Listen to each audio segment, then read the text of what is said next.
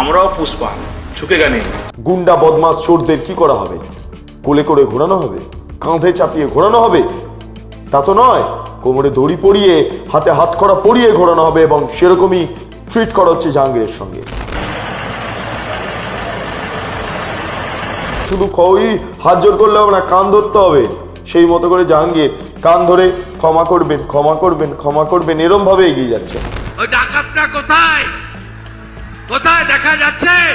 মুখ্যমন্ত্রী শুভেন্দু অধিকারী বলেছেন যে জাহাঙ্গীরকে আমার ওপর ছেড়ে দিন, আমি দেখে নেবো। তারপর কি হলো? তারপরই নেপাল থেকে ধরা পড়লো, তারপর ধরা পড়ে তাকে নিয়ে আসা হলো, তারপর পুলিশ এবার রাস্তায় ঘোরাচ্ছে। যতগুলো অভিষেক বন্দ্যোপাধ্যায় কোম্পানি, আইপ্যাক এবং কোম্পানি, গুন্ডা বাহিনী সব শেষ, সব শেষ।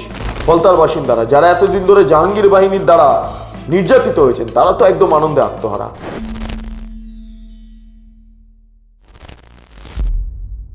সিনেমার পুষ্পা ঝোঁকে না, কিন্তু বাস্তবের পুষ্পা ঝুঁকে যায়।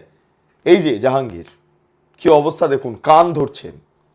আগে পুলিশ বিভিন্ন নটোরিয়াস ক্রিমিনালদের এভাবে কান ধরে ঘুরিয়েছে এমনটা নজিরে আসেনি চলতি সরকারের সময়। জাহাঙ্গীরের ক্ষেত্রে নতুন দৃশ্য দেখলাম। জাহাঙ্গীরকে এভাবে ফলতার মধ্যে ঘোরানো হয়েছে, কোমরে দড়ি পরিয়ে। হাত জোর করে জাহাঙ্গীর ক্ষমা চাইছেন এবং কান ধরছেন, কান ধরছেন সাধারণ মানুষের সামনে। এই জাহাঙ্গীরের অনেক দাপট ছিল।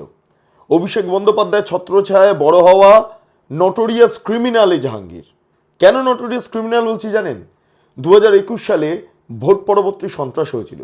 জাতীয় মানবাধিকার কমিশনের তরফে যে রিপোর্ট দেওয়া হয়েছিল, সেই রিপোর্টে 19 জনের নাম রয়েছে, যার মধ্যে জাহাঙ্গীরের নাম কার্যত শীর্ষে অবস্থান করছিল এবং সংশ্লিষ্ট 19 জনকে নটোরিয়াস ক্রিমিনাল হিসাবে আখ্যা দিয়েছিল জাতীয় মানবাধিকার কমিশন, যার মধ্যে এই জাহাঙ্গীরও নটোরিয়াস ক্রিমিনাল। আর আজকে নটোরিয়াস ক্রিমিনাল কি করেছিল? চেষ্টা করেছিল যে বাড়ি বাড়ি থান পৌঁছে মানুষের হাত কেটে, মানুষকে হত্যা করে তৃণমূল কংগ্রেসকে জেতাবে, তারপর একটা ইসলামিক শাসন গঠন করবে। কারণ অভিষেক বন্দ্যোপাধ্যায়কে রিকোয়েস্ট করেছিলেন, দাদা একটা শ্মশান করে দিন, সব করে দিয়েছেন। এবং অভিষেক বন্দ্যোপাধ্যায় বলেছিলেন শ্মশান করে দেবো, কারণ 4 তারিখের পর অনেকে হার্ট অ্যাটাক হয়ে মারা যাবেন। শ্মশানে তো সাধারণত হিন্দুদের সৎকার করা হয় না। কবরস্থানের তো কথা বলেননি, বাট আউট অফ সাইলেন্সেরও কথা বলেননি, বলেছেন শ্মশানের কথা। বুঝতেই পারছেন। আর সবের মাস্টার মাইন্ড ছিল এই জাহাঙ্গীর। আজকে যদি তৃণমূল কংগ্রেস ক্ষমতায় থাকতো তাহলে জাহাঙ্গীর কতগুলো লাশ ফেলতো তার বলার অপেক্ষা রাখে না। আর সেই জাহাঙ্গীরের অবস্থা দেখুন, একর পর এক অভিযোগ হয়েছে, থানায় নর্মাল জিডি করে রেখে দিয়েছে। জাহাঙ্গীরের বিরুদ্ধে পুলিশ তৃণমূল আমলে কোনো ব্যবস্থা নেয়নি। আর আজকের দিনে দাঁড়িয়ে সমস্ত জিডি এফআইআর হিসাবে কার্যকর হচ্ছে এবং জাহাঙ্গীর প্রতিটা পদে পদে তাকে ক্ষমা চাইতে হচ্ছে। পুলিশ তাকে রাস্তায় নামাচ্ছেন, নামিয়ে ক্ষমা চাওয়াচ্ছেন এবং শুধুমাত্র হাত জোর করে ক্ষমা নয়, ক্ষমা চাওয়া হচ্ছে বা চাওয়ানো হচ্ছে কান ধরে। অনেকেই বলছেন এটা মানবাধিকার লঙ্ঘন করে কোনো বন্দীকে কোমরে দড়ি পরিয়ে ঘোরানো। যারা এই কথা বলছেন তাদের উদ্দেশ্যে বলে রাখা দরকার, কত মানুষের রক্ত লেগে আছে এই নটোরিয়াস ক্রিমিনালের হাতে। জানেন অ্যাডলফ হিটলারকে পেলে কি আপনারা ছেড়ে দিতেন? আর আজকে জাহাঙ্গীর কি ছিল? যারা কলকাতায় বসে মাতব্বরি দেখাচ্ছেন তারা একবার ফলতায় গিয়ে মানুষকে জিজ্ঞেস করে আসুন, মানুষের অবস্থা জিজ্ঞেস করে আসুন। ফলতার মানুষের মানবাধিকার লঙ্ঘন করেছিল এই জাহাঙ্গীর। আর এই জাহাঙ্গীরকে আজকে পুলিশ দড়ি বেঁধে ঘোরানো হচ্ছে বলে এই বন্দীদের, এই সমস্ত বন্দী, এগুলো রাজনৈতিক বন্দী না, এগুলো ক্রিমিনাল। এই ক্রিমিনালদের বন্দিত্ব থাকার বিষয়টাকে সামনে রেখে আপনারা মানবাধিকার লঙ্ঘনের প্রশ্ন উত্থাপন করছেন। গুন্ডা বদমাস চোরদের কি করা হবে? কোলে করে ঘোরানো হবে, কাঁধে চাপিয়ে ঘোরানো হবে? তা তো নয়, কোমরে দড়ি পরিয়ে হাতে হাতকড়া পরিয়ে ঘোরানো হবে এবং সেরকমই ট্রিট করা হচ্ছে জাহাঙ্গীরের সঙ্গে। জাহাঙ্গীর আজকে বাধ্য হচ্ছে ক্ষমা চাইতে। কি ডোজ পড়েছে বুঝতে পারছেন? পুলিশ চাইলে সব কিছুই করতে পারত এবং পুলিশ সেটাই করছে। এই জাহাঙ্গীরকে এর আগেও একবার বার করা হয়েছিল পুলিশের তরফে। আফটার গ্রেপ্তার হয়েছিল, জানেন নেপাল থেকে গ্রেপ্তার হয়েছিল। তারপর পানি ট্যাঙ্কি থেকে তাকে নিয়ে আসা হয়। সেই সময় মাথায় টাওয়েল দিয়ে একদম মুড়িয়ে নিজেকে যতটা সম্ভব না দেখানোর চেষ্টা করেছিলেন জাহাঙ্গীর। যদিও একটা সেলফি মোডে ছবি উঠে আসে এবং দাড়িগোঁফ ভর্তি। এই জাহাঙ্গীর নেপালে পালিয়ে যাওয়ার চেষ্টা করেছিল, সম্পূর্ণভাবে নেপালের বাসিন্দা হওয়ার চেষ্টা করেছিল এই জাহাঙ্গীরকে তারপর আনা হয়। তারপর পুলিশ প্রথমত ফলতাতে একদিন সাদা টি শার্ট পরিয়ে হাফ প্যান্ট পরিয়ে বাইরে বার করা হয়, তখন জাহাঙ্গীর ক্ষমা চাইছিলেন। বুঝে উঠতে পারছেন ওরা ক্ষমা চাইছেন না ভোটে বেরিয়েছেন, এরা ব্যাপার আছে। অনেকেই মিসআন্ডারস্ট্যান্ড করেছিলেন, আমিও মিসআন্ডারস্ট্যান্ড করেছিলাম। হয়তো জাহাঙ্গীর তার পলিটিক্যাল ইমেজ ধরে রাখার জন্য ভালো আছেন এরম করছিলেন, হয়তো আমিও ভেবেছিলাম। বুঝতে পারিনি ওটা পুলিশ ক্ষমা চাওয়ানোর জন্য ওই জিনিসটা করছিলেন জাহাঙ্গীর। পরে আজকে বুঝতে পারলাম, আজকে পুলিশ হয়তো ডোজ দিয়ে বলেছে শুধু ওই হাত জোর করলে হবে না, কান ধরতে হবে। সেই মতো করে জাহাঙ্গীর কান ধরে ক্ষমা করবেন এরমভাবে এগিয়ে যাচ্ছেন, মুখে একটা কথা নেই। একদম অবস্থা খারাপ করে দিয়েছে জাহাঙ্গীরের এই পুলিশ। এই জাহাঙ্গীর অভিষেক বন্দ্যোপাধ্যায়ের ছত্রছায়া বড় হয়েছে। দেখবেন একটা ঘটনা, দেখুন অভিষেক বন্দ্যোপাধ্যায় জাহাঙ্গীরকে পাশে নিয়ে কি বলেছিলেন ওই শ্মশানের বিষয়টা শুনুন একবার। জাহাঙ্গীর আমাকে আস্তে আস্তে বলেছে, দাদা সব দিয়েছো, একটা বৈদ্যুতিক চুল্লি করে দিতে হবে। আমি ভাবলাম 4 তারিখ ফল বেরোনোর পর কিছু লোক তো হার্ট অ্যাটাক করবে, তাদের সরকারটাও ভালো করে করা আমাদের উচিত। আপনারা শুনলেন। এবার কি হলো, যখন অজয় পাল শর্মা পুলিশ পর্যবেক্ষক হিসাবে ডায়মন্ড হারবার চার্জ নেন, ফলতায় গিয়েছিলেন, জাহাঙ্গীরের অফিসের সামনে দিয়ে ঘুরছিলেন, সেই সময় দাঁড়িয়ে অনেক বড় বড় কথা বলেছিলেন জাহাঙ্গীর, যে উনি যদি সিংহা হন তাহলে আমিও পুষ্পা, এসব বলেছিলেন। একবার শুনুন তো ওই কথাটা। উনি যদি নিজেকে সিংহ মনে করে সিনেমার আর্টিস্টে, আমরাও পুষ্পা, ঝুঁকে গানি হয়ে গেল বলেছিলেন, বিরাট বড় বিদ্রোহ ঘোষণা করে ফেলেছিলেন। যাই হোক, তারপরে এই টেলুটেপ মেরে ইভিএমে পুরো ভোটটা বানচাল করে দিয়েছিলেন, আবার পুনরায় নির্বাচন হয়েছিল। সেটা হলো, পুনরায় নির্বাচন হলো, এবং পুনরায় নির্বাচন যখন হচ্ছে তার ঠিক 48 ঘন্টা আগে জাহাঙ্গীর বলছেন আমি চাই ফলতার নির্বাচন থেকে সরে দাঁড়াতে, কেননা ততদিনে তো পরিবর্তন হয়ে গিয়েছে, পুলিশ নেই, অভিষেক বন্দ্যোপাধ্যায় নেই, মমতা ব্যানার্জি নেই, কি করবেন জাহাঙ্গীর। যাই হোক, ফলতার নির্বাচনে আর সক্রিয়ভাবে অংশগ্রহণ করলো না জাহাঙ্গীর, গোহারান হারলো, হেরে পালিয়ে গেল, আর খুঁজে পাওয়া গেল না। এবং এই সময়তে রাজ্যের মুখ্যমন্ত্রী শুভেন্দু অধিকারী ফলতায় গিয়েছিলেন, এবং ভোট যাতে শান্তিপূর্ণ হয় জাহাঙ্গীরের এলাকাতে, তার জন্য মুখ্যমন্ত্রী জাহাঙ্গীরকে নিয়ে কিছু মন্তব্য করেছিলেন। একবার শুনে নিন সেই মন্তব্যটা।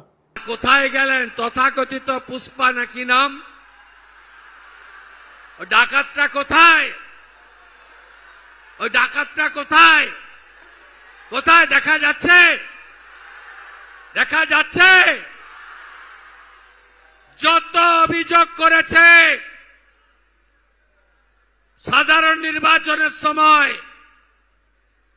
সবগুলোর বিরুদ্ধেই ব্যবস্থা হবে।